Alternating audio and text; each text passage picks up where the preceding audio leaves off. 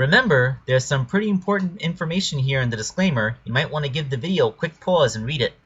Oh, hey everybody, it's me, Sonic! Sonic the Hedgehog! Just here to remind you that if you haven't already, make sure to hit that like button. And for even more amazing customs, don't forget to subscribe to Wake Angel 2001! Because between you and me, they're way past cool!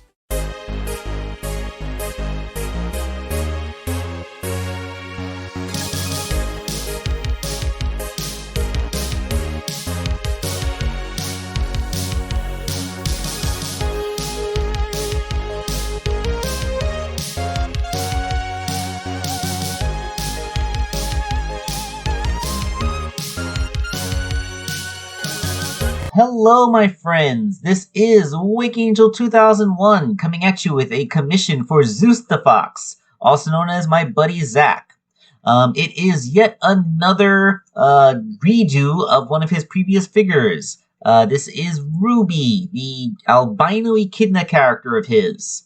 Now, here's the thing. You see that little guy in the lower right corner is Zarin, his Fox OC, and you may remember some time ago when I made a more anthropomorphized version of him using a Fortnite figure. In Ruby's case, now that there's officially Jack-specific female figures out there, he wanted a more authentic, to the style version of Ruby, the echidna girl, which I just said. So this is going to be made using an Amy Rose body instead of a Loyal Subjects Froppy. And the head is actually based on Tikal's model from Sonic Force's Speed Battle. Because let's face it, Knuckles' face isn't exactly very feminine looking, and this gives us a more authentic female echidna look.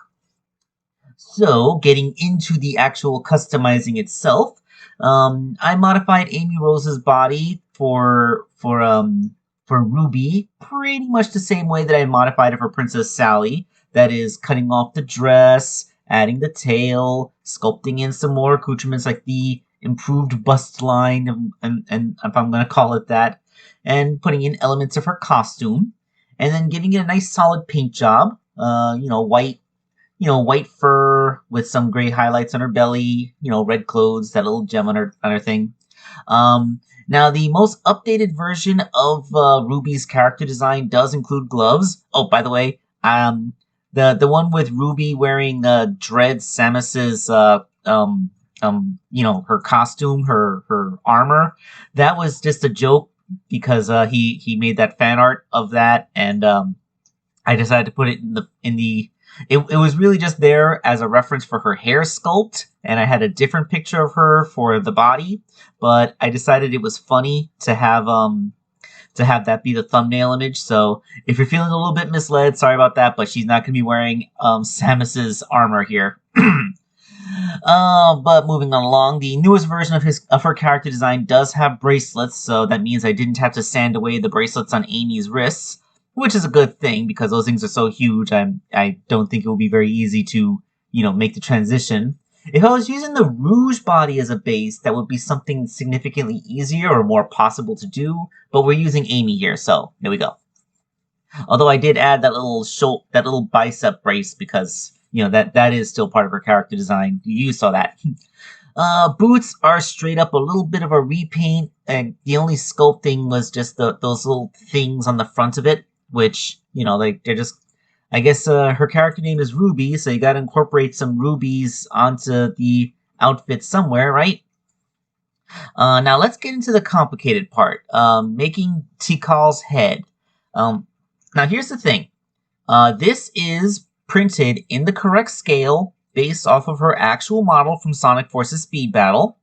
But we can't get past the fact that Echidna's dreadlocks get in the way.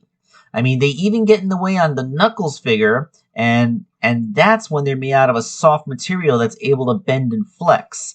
So, with the incredibly inflexible material that my 3D printer makes, they simply wouldn't work. So, after I had the head all sculpted up and I painted everything, I tried putting that on the body, but the shoulders could only barely thread through the first and second dread, and then they were kind of held in place by them. You can see the arm is sort of pushed forward by the shape of the dreadlock.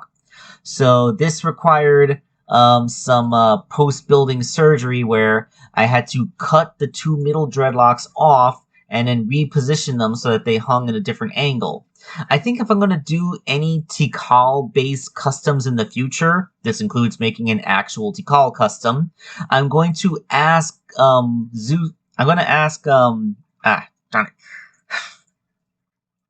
I'm going to ask my I'm going to ask Corey.